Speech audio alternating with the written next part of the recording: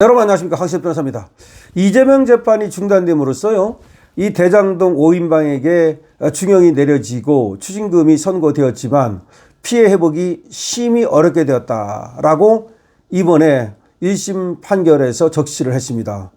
그러니까 이재명 재판만 이것만 중단되지 않았다면 바로 추징을 해서 피해 회복을 할 수 있는데, 이재명 재판 중단으로 인해서 피해 회복이 어렵게 되었다는 취지입니다.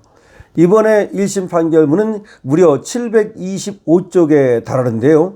여기서 이렇게 적시를 했습니다. 2021년 10월 기소 이후 4년 만에 나온 이 재판에서 이렇게 적시를 한 겁니다. 만일 범행이 없었다면 2019년 이후 대장동 개발 사업의 실제 배당 과정에서 공사는 최소 택지 배당액 1,128억 원을 더 배당받을 수 있었는데 민간업자들은 의 금액을 배당받아 취득하게 되었다. 그래서 이것은 부패 재산에 해당하고 추징되어야 한다, 이렇게 얘기를 한 겁니다. 그러니까 원래가 1,128억, 요거를 성남시가 가져가야 될 돈인데 요거를 민간업자들이 가져갔다. 요거는 부패 재산이다. 따라서 추징해야 된다, 이렇게 얘기를 한 겁니다. 재판부는 피해자인 성남도시개발공사가 민사상 재산 반환이나 손해배상 청구 등 피해 회복을 위한 조치를 취하기 곤란한 상태다. 그 배경 중 하나로 당선 이후 중단된 이재명의 대장동 사업과 관련한 업무상 배임 혐의 사건 1심 재판을 언급했습니다. 이게 굉장히 중요한 거예요. 725쪽 판결문을 쓰면서 이 판사가 고민한 부분이 이겁니다. 다시 말해서 원래가 빨리 성남도시개발공사가 이 김만배 일당을 상대로 재산 반환 청구를 하든지 손해배상 청구를 하든지 이렇게 해가지고 피해 회복을 위한 조치를 취해야 되는데, 문제는 관련 재판이 끝나지 않았기 때문에, 이재명 재판이 끝나지 않았기 때문에 그런 어떤 지금 손해 반환, 손해배상 이런 조치를 취하기가 어렵게 됐다는 겁니다. 재판부는 이렇게 말하고 있습니다. 대장동 개발 사업 과정에서 있었던 업무상 배임과 관련해서 이재명, 정진상에 대한 형사재판은 이 법원에서 별도로 계속 진행 중이다. 그마저도 이재명에 대한 재판은 절차 진행이 중단된 상태다 라고 판결문에 적시한 겁니다. 판결문을 이렇게 쓴 겁니다. 공사가 대장동 관련 형사소송 결과가 모두 나온 뒤에 민사소송 절차를 통해 피해를 회복하는 것은 심히 곤란하게 되었다고 봄이 상당하다. 그래서 지금 빨리 재판이 진행되면 그거 끝나고 나서 바로 공사가 손해배상 청구를 하면 되는데, 아니면 부당이득 반환 청구를 하든지. 근데 이재명 재판이 언제 끝날지 아냐 이 말이에요. 재판이 중단돼 있으니까 이재명 재판이 그러면 5년 걸리고 뭐 또 영원히 안 하고 뭐 그러면 이거 결국 공사가 이 부당이득 반환이라든지 손해배상 청구를 할 수 없게 됐다. 그래서 이 판결문에 계속 이렇게 적습니다. 뒤늦게나마 피해 회복 과정에 국가가 개입해 범죄 피해 재산을 추징한 다음 이를 다시 피해자에게 환부하는 조치를 취함으로써 신속한 피해 회복을 도모할 필요성이 크다. 그러니까 빨리 이제 그나마 뒤늦지만 국가가 개입해가지고 범죄 재산을 빨리 추징해야 된다, 얘들한테. 그런 다음에 나중에 피해자에게 환부하는 건 그 다음 얘기 아니냐. 무슨 얘기냐면요, 이걸 갖다가 이제 추징하는 거는 추징하는 거고, 이걸 피해자들에게 지금 성남시라든지 이 피해자에게 환부하는 건 또 환부하는 거고, 그러니까 추징하고 환부는 별도의 절차거든요. 추징했다고 해서 바로 환부가 되는 게 아니잖아요. 국가로 일단 들어가는 거잖아요, 추징이. 그런 다음에 다시 또 그 추징액이, 물론 추징하는 것이 바로 성남시로 간다 이렇게 말할 수는 없습니다. 추징은 일단 이 불법 액수를 갖다가 하나 형사벌적으로 빼앗는 것이기 때문에, 그냥 추징의 액수가 인정이 되면 그만큼 말하자면 성남시가 손해를 본 게 인정이 되니까 그만큼을 달라고 할 수는 있죠. 근데 이게 돈이 얘들이 이제 묶여 있어야, 성남시가 돈을 받으려면 김만배라든지 이 범죄 저지른 놈의 돈이 묶여 있어야 되는데, 시간이 자꾸 흘러가면 이재명 재판이 중단돼 가지고 그러면 나중에 받을 수 있을지 없을지를 장담할 수 없다는 얘기입니다.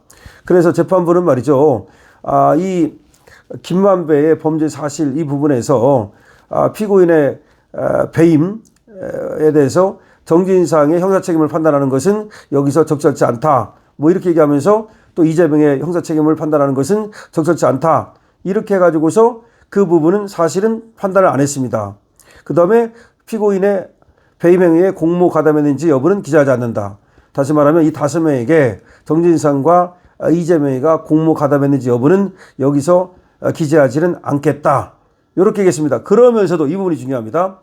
이재명, 정진상 등 성남시 수뇌부는 유동규로부터 남욱, 정영학 등 민간업자들이 환지 방식으로 진행하면서 자신들이 대장동 개발 사업 시행자가 되기를 원한다는 사실과 김만배, 남욱, 정영학 등 민간업자들이 이재명 시장 재선을 도와준 사례 등을 모두 보고받아 알고 있었던 것으로 보인다. 이 말은 사실은 말이죠. 이재명, 정진상이가 수뇌부라는 걸 인정한 겁니다. 그런데 정확하게 이재명의 범죄 여부를 여기다가 적시하지 않겠다라고 하고 이재명이 또 몰랐던 부분도 있다. 뭐 이렇게 얘기를 하는 바람에 마치 이재명은 여기 관계가 없는 것처럼 그 다음에 또 뭐 정진상이가 뭐 작은 시장이라 불렸다. 그러니까 정진상 차원에서 이 사건을 좀 매듭질 수 있는 것처럼 그렇게 좀 오해되는 부분을 적어놨습니다. 그러면서도 의형제 모임이 있었고 유착관계가 강화됐고 공정성이 훼손됐고 또 이런 얘기를 했는데 결과적으로 이 재판에 대해서 이 판결에 대해서 725쪽이나 쓰면서 고생했다는 얘기를 할 수 있는데요. 좀 안타까운 것은 이재명의 이름이 엄청 많이 나와요. 300몇 번 나옵니다. 그러면서도 이재명이가 여기 범죄의 수뇌부다 딱 이렇게 밝히질 않고 그 부분은 적시하지 않겠다라고 그래서 빠져나갔는데 어쨌든 간에 전체적인 맥락을 보면 결국 이재명이 이 재판에서 판단은 않겠지만 이 사건의 범위라는 것을 공범이라는 것을 사실상 확인해 줬다고 봐도 무방하다는 것입니다. 그 다음에 이재명 재판이 중단됨으로써 피해 회복이 불가능해졌다, 어려워졌다, 심히 어려워졌다 이런 말을 쓰고 있다는 거죠. 그 말은 이재명 재판을 빨리 재개해야 된다는 말과 같은 것인데 어쨌든 이재명 재판을 빨리 재개해야 됩니다.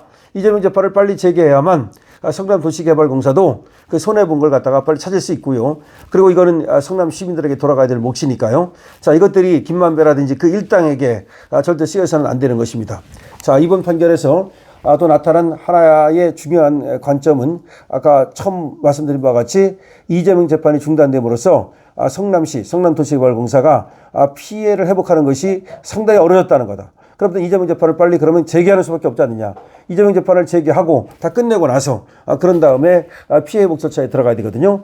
자, 이번에 판결에서 725쪽 분량의 아주 긴 판결문인데요. 여러 가지를 적시했습니다만 그 중에 하나가 또 눈에 띄는 것이 이재명 재판 중단과 관련된 겁니다. 이재명 재판 중단으로 인해서 성남도시개발공사, 성남시가 피해를 갖다 회복받는 것이 어려워졌다. 그렇다면 방법 하나밖에 없어요. 이재명 재판을 빨리 재개하기만 한다면 성남시도 그 손해를 보전받을 수 있겠죠. 자, 여러분께서 계속해서 이재명 재판 재개를 위해서 말이죠. 이재명 재판 재개하라 이런 목소리를 내주시기 바랍니다. 강신업 TV입니다.